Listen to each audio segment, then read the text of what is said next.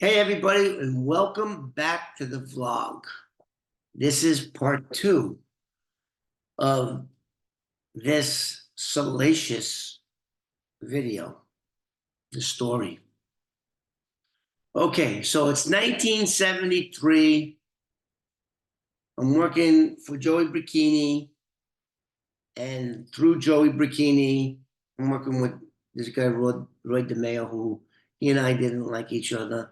If you guys go back, you're going to be able to see why. You're going to be able to see the videos as they go along, why he couldn't stand me. Never did nothing wrong to the guy. I always thought he was just a wannabe.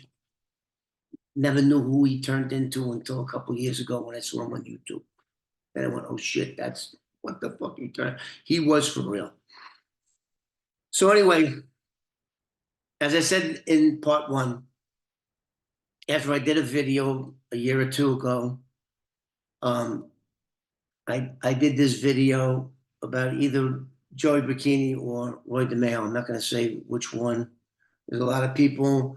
I think it got over at 1,500 views before I took it down at the request of the daughter of the mob guy. Okay, so I get a call. First, I got emails. Then I gave my phone number out. Then I got a call from the daughter of the mob guy, and she said she didn't call me a liar. She couldn't because I knew everything about her house. I was clearly in her house. I knew where it was. I knew everything that nobody else could possibly know. So she believed that I am who I say I am. She believed it. But then I did a video not thinking that I'm going to, that all the mob guys are watching it, because all the mob guys do watch my channel because they're waiting for their name to come up next. That's what they're waiting for their father's name to come up, or even their grandfather's name to come up. So all the mob guys trust me, even though I only got 4,900 subscribers. All the mobs is watching me. And by the way, we only got 100 to 5,000, so at least make me look good. Push the button. Just fucking why you make me look good? When you come to this channel, you get new stories that have never ever been told. New stories that can't be Googled because they're my stories. Got that? They're my stories that have never been told. And then when I do tell them, you're getting it straight from the horse's mouth, not on the internet like all these other wannabe fucking mob guy. What do you call them? These fucking all these YouTube guys. They just get stuff off the internet and then they regurgitate the story. Anyone that's my age, which believe it or not is 70 years old, have heard all of these stories on the 6 and 11 o'clock news. Or when they went to the newspaper stand and they picked up the Daily News, the New York Post, New York Times, they read about it. We all heard it. Ain't nothing news to us. But apparently there's a new breed of people that are interested in this type of content. Okay, so they have no choice but to listen to all the other YouTubers that regurgitate old headline stories and newspaper clippings and court records. Okay, so all my stories are not any of those things. They're all real stories that have never been told. So I worked for Joey Bikini from 1973 to 1974. Then I went back to prison. I worked at his so-called body shop in South Jamaica, Queens. And then I also started working with Roy DeMeo through Joey Bikini. He would tell me to do things with him, and I did them. Altering VIN numbers, stripping hijacked tractor trailers, and doing a whole bunch of other crimes, because I was the criminal. Okay, so let's talk. Let's talk about Joey Bikini for a minute. I don't want to put my thumb on the scale. So you guys, there are at least 1,500 of my viewers that know who I'm talking about because I had the thing up. So um, every mob guy has a guman or gumats, many of them, but they usually have just one. And the reason they only have just one, I'm thinking, I'm not a mob expert, but I worked for guys. I mean, even when I worked for Joey Bikini, I had no idea who he was. Just thought he was a regular guy, business guy that hustled. That's what I thought. I never knew who he was. And of course, I didn't know who Roy DeMeo was either. And that's because he was a nobody. He was nothing but a fucking wannabe. He was nothing in 1973. He was nothing. And his sidekick, he was less than nothing. But to tell you the truth, I got along with Chris. He and I were both into Corvettes. But anyway, I digress. So I knew Joey since 1969 when he used to come around a candy store on 25th Avenue, on 28th Avenue between 44th and 43rd Street in Astoria, Queens. It was George's candy store, which was a bookie place, which Jimmy Nace, who was also connected, they were good friends. So these mob guys knew me from 12, 13 years of age. And they watched me grow up, turn into a pretty wild car thief. You know, they all, everybody knew me. Everybody knew me. So I go to prison, and the FBI and the Bronx district attorneys are trying to get me to flip, and I don't flip. And to make a long story short, I get 4 years because I didn't flip. Got 4 years in prison. First offense is, and all those guys took note to this because all those guys were like shitting in their pants, especially Jimmy Nace, who came to Rikers Island more than one time. In fact, he even bailed me out before I got sentenced. Um, and the cops would come in and ask me to, and I just blew them off. I didn't snitch because they were my friends. But they all took big time notice of that. So anyway, I come out in '73. I need a job. Jimmy hooks me up with Joey, and I wound up working with him in his make believe phony body shop in South Jamaica, Queens. And so then I meet Roy DeMeo. He was doing business with Joey, hijacking. This body shop was like maybe 3 miles from JFK, where they were robbing. They were hijacking, and they had drivers that were in on it, and they would just say, "Okay, I got a load, and this is what I'm carrying. I'm taking it to JFK to be exported to another country." And we would take the truck. We would make believe we handcuff them to a fucking telephone pole and leave them there and drive off. So anyway, I became very close with one of these two guys. And for you, all right. So I became very close with Joey.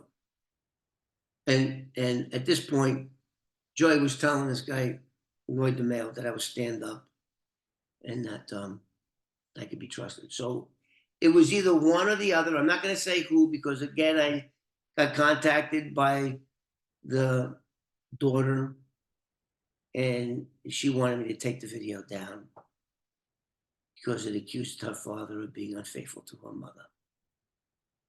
So I did. Took it down. And then I explained to her, come on, you're not 7 years old anymore. That's how old she was anyway, when she lost her father. I said, you're not 7 years old anymore. Your father was deep into pornography. Now both Roy DeMeo and Joey were in the pornography business. I mean, let's get real. You're an adult woman now. They were all mob guys had their gumans. So she accepted that, but nonetheless, She loved her father deeply. And I took it down, took the video down. I did a video about taking the video down. Took the video down. But this is my story. And I think this is a very important story to my viewers and to me. What happened? So now is either one of the two guys come to me. Do I have my keys over there? I mean, my keys. I have my keys there. So they come to me and they say, they drove in with their woman's car. And this, whichever one it was, comes up to me and they go, yeah. He goes, my woman, she's cheating. So he's showing me a house key. Now, of course, there's only two house keys she should have. Her house key, and that's it. That's it. So Joey, or Roy, Joey or Roy, got her car keys, and it's got two house keys on it. So one of them lines up the key and say, okay, that's the key to her house. This other house key don't match. What the is that? So now either Joey or Roy confront the Gumad. Now, let me back up. Now, the guy I'm talking about knew about the ex-boyfriend. And this ex-boyfriend had a fucking head of hair. He looked like John Travolta. He looked like Sylvester Stallone. He was the Italian stallion. And my friend wasn't. So that set my guy off. So he confronts the Gumad with the key. What is this key? And of course, the Gumad goes, oh shit, I know who my man is over here. I'm in big trouble. What do I do? Do I dare lie? So she says, oh, well, I forget the guy, Tony. Let's go with Tony, because all the Italians are Tony, right? And if they ain't Tony, they're Anthony. Italians. Yeah, I'm laughing at you Italians. So she goes, oh, well, that's Tony's key. Well, what the fuck is it doing on your keychain? What is it doing on your, what the fuck you gotta do? You're with me, you're my bitch. What the fuck are you doing with this fucking? I can only imagine, because I know this guy well. So I can only imagine him going off, and he sounded just like what I just reenacted there. That's what he sounded like. And scaring the shit out of this woman, who, by the way, was drop dead gorgeous. What the fuck are you doing with that thing? I'm fucking it. Pull the fucking thing off. It kicks her in the ass and throws her out. So now, to be in the position that this man was in, and how he was respected by everybody, right? He felt totally disrespected. Not to mention, fucking getting old. Anyway, not to mention that this guy was so good looking. And I saw the guy. I actually saw the guy. We're going to get into this a little later on. This fucking guy was, look, I'm a man, I'm heterosexual, but holy shit, that guy was beautiful. That fucking guy was beautiful. And let me tell you something else he was. He was a guy that had a waterbed. and had this bachelor apartment. And back in 1974, to have a waterbed and to have all the women get on the waterbed, and I have done the deed on the water. I gotta watch what I say because right next to me is my own 15-year-old daughter. So I'm trying to make this as G-rated as possible. On the same hand, I want my daughter to know. Sorry. Hey, like and subscribe. My daughter's got to go through all of this shit. She's got to listen to this. So anyway, because I don't know how to do this shit. So anyway, where was I? Where was I? What was I saying? What was my train of thought? Oh, Jesus. So anyway, this guy was that good looking. And the other thing about this guy is that he was a hardworking, he was not a criminal. He had a 9 to 5 job. He had an apartment. Like for all you people in New York, especially Queens and Brooklyn, you know about the 2-family houses that they have. A lot of times they make it a 3-family house by gutting the garage, the driveway that goes in. They put a fake wall in there and they rent that out. It's like a studio. It's got a small kitchen, a bathroom, and then the bedroom that's up on a platform. And that's who this guy was. This poor guy. I feel so bad for this poor guy. So now, this guy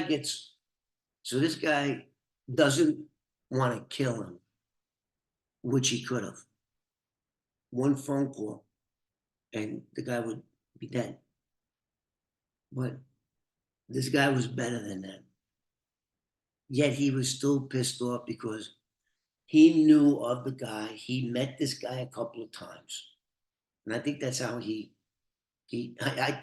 think actually, now that I think about it, he knew the guy, and the guy shows up with his girlfriend, and this guy, one of either Joey or Roy, pulls his girlfriend from him. But did he give a shit? No. Why is that? Because he was the true Italian stallion.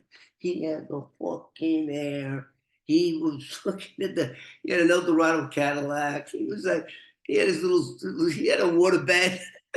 And all the women thought they were going to have a great, you know what, in that waterbed. I got my daughter right over. I got to be careful what I say.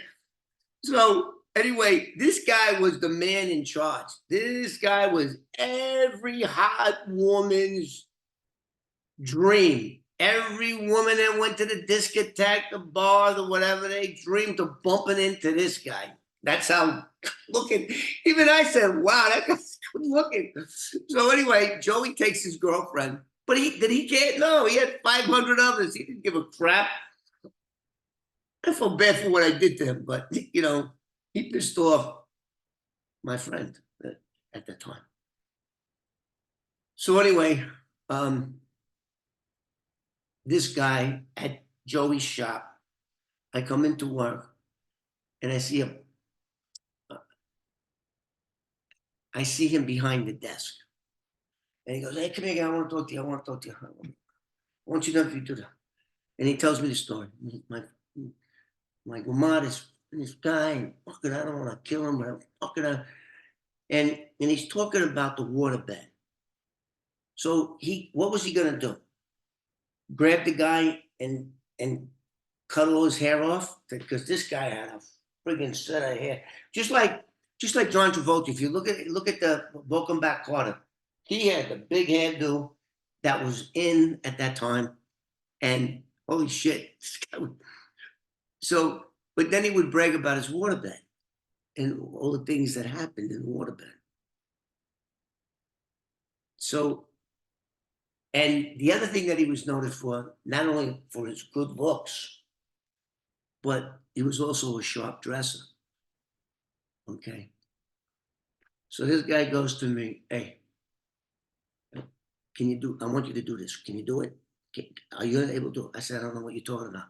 I want to know, I'm going to give you a job to do, and I want to know if you can do it. If you can't do it, tell me you can't do it, and then I'll get somebody else. Can you do it? I said, I don't know what you're talking about. Can you do it? Do what? Do what?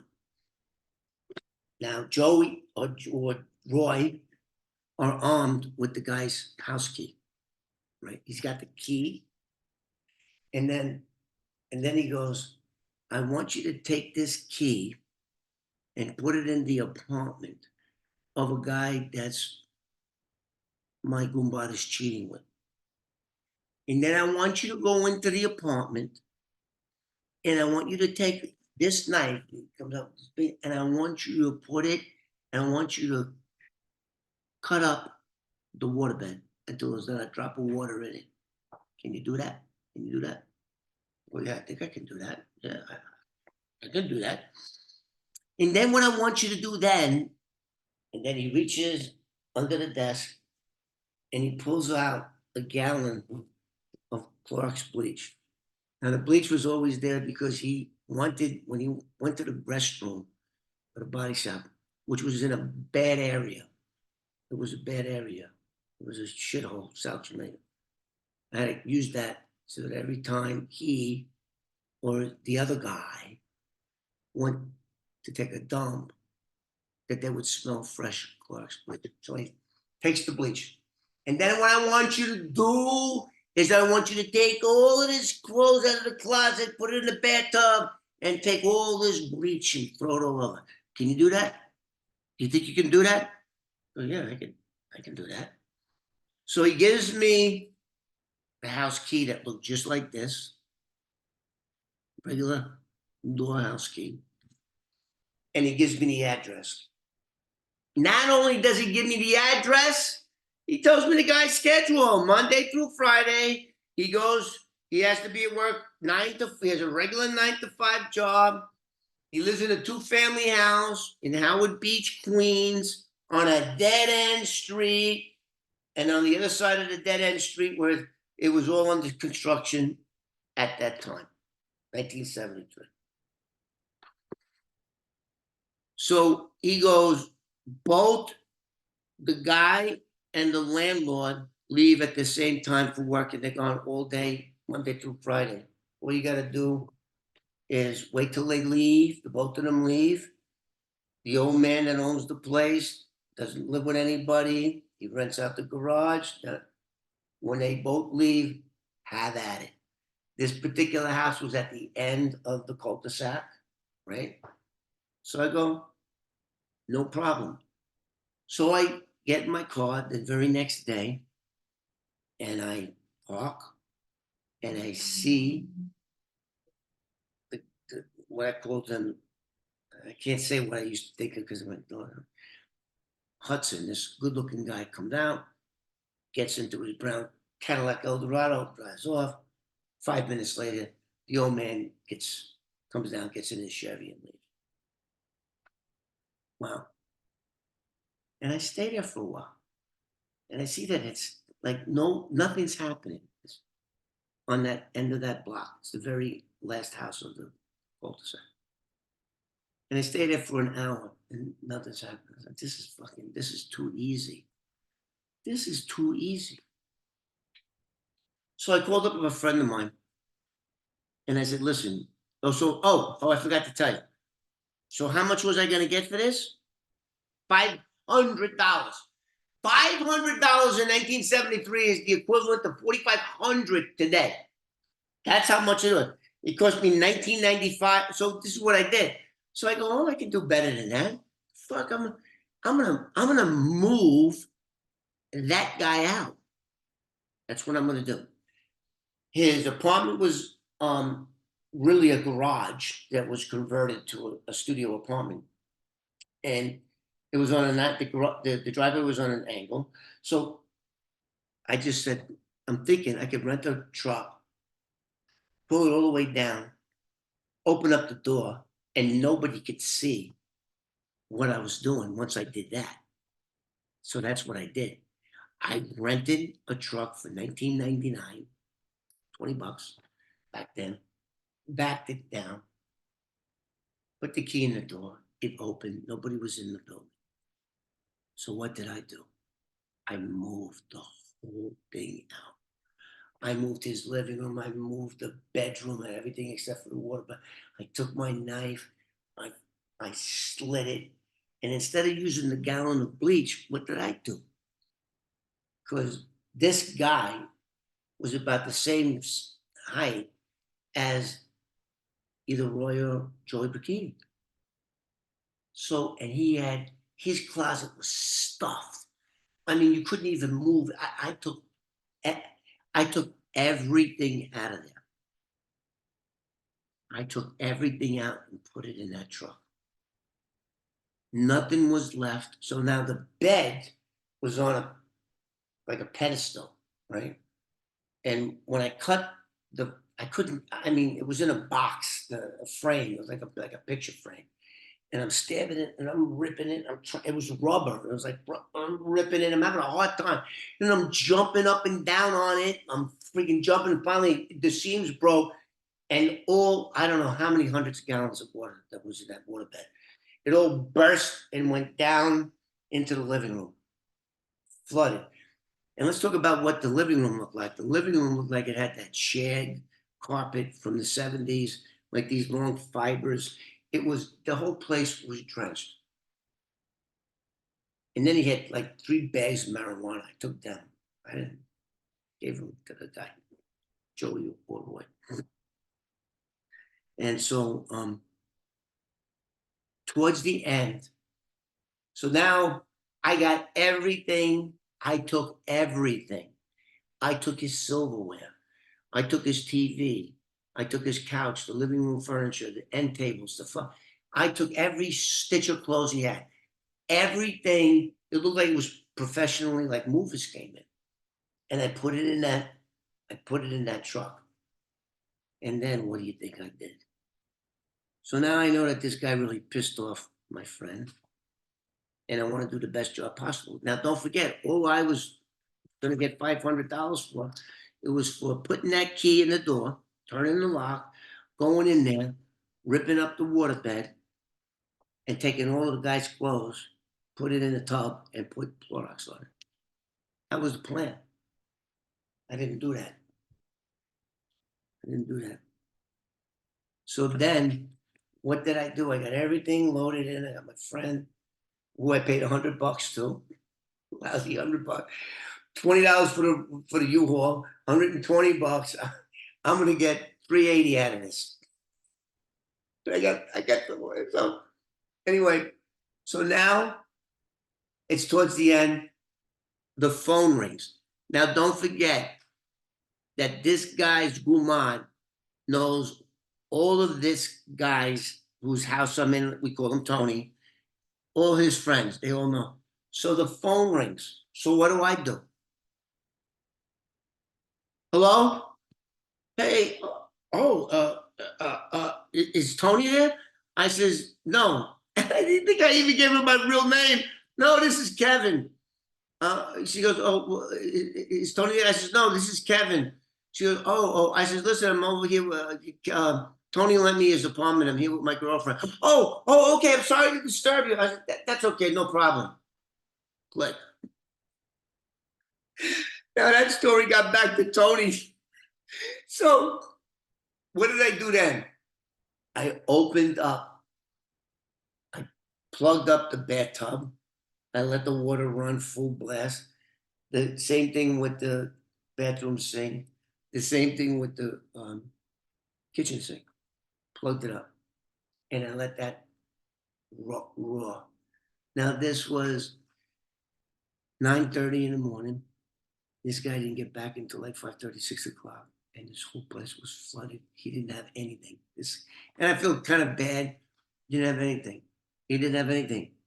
And every single thing that I did got back to my friend, Joey White.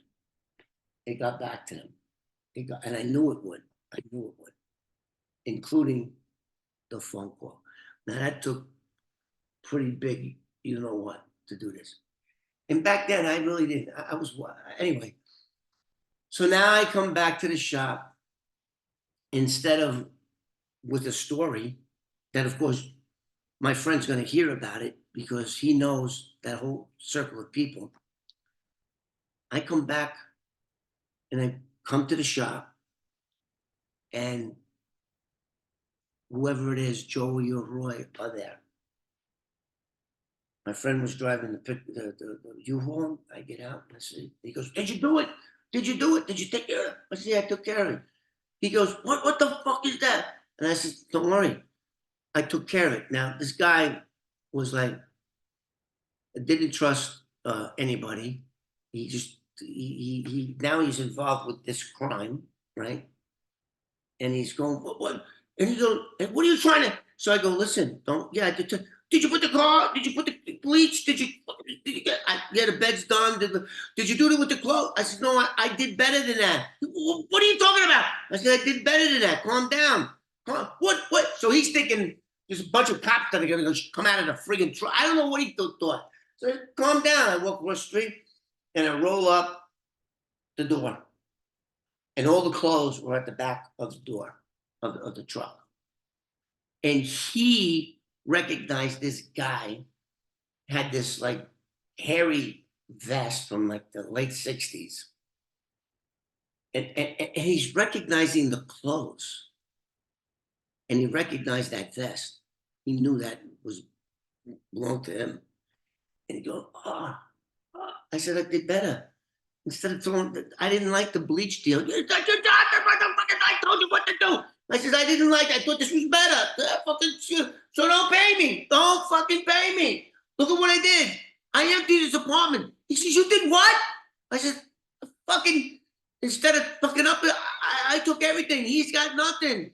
When he comes home tonight, he'll be sleeping on a wet floor.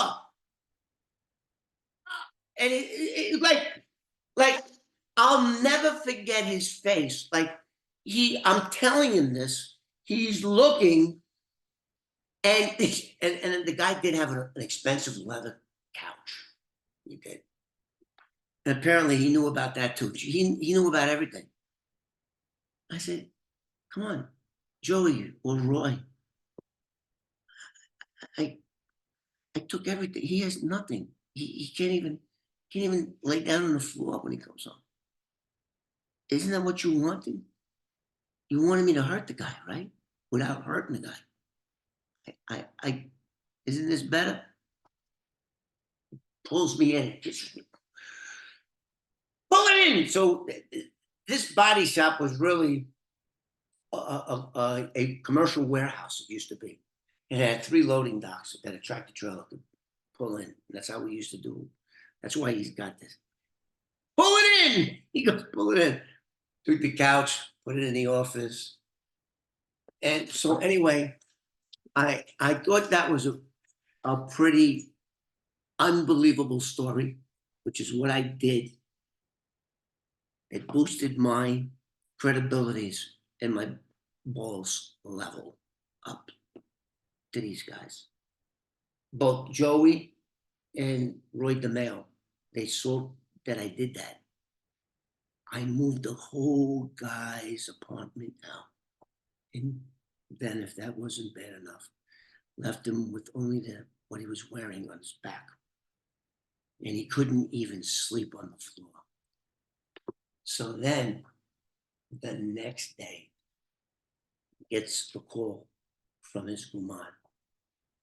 And she tells him everything I did, blow by blow. And then she says, do you know a guy by the name of Kevin? And he goes, no, why? Well, that guy had the balls to answer the phone while he was robbing Tony's apartment. So that's how you get creds working for the mafia. And I didn't even know who these 2 guys were.